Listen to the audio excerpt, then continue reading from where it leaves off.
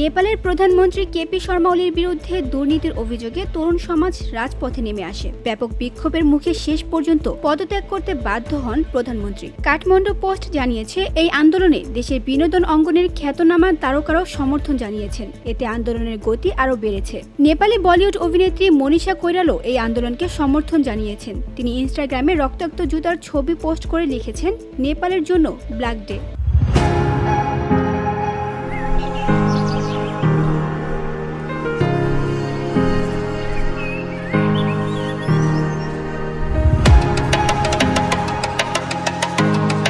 অভিনেতা ও পরিচালক নিশ্চল বসনেত এক ভিডিও বার্তায় বলেন, ক্ষমতায় গিয়ে নেতারা সাধারণ নাগরিকদের ভুলে যান। তবে এবারের আন্দোলন ভিন্ন।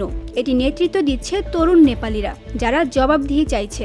গায়ক ও অভিনেতা প্রকাশ সাপুত জানান, তিনি তার দুই ভাইকে 25,000 রুপি করে পাঠিয়েছেন বিক্ষোভকারীদের জন্য পানি ও খাবারের ব্যবস্থা করতে। তরুণদের উদ্দেশ্যে তিনি বলেন, শৃঙ্খলা বজায় রাখতে হবে এবং ক্লান্ত হওয়া যাবে না।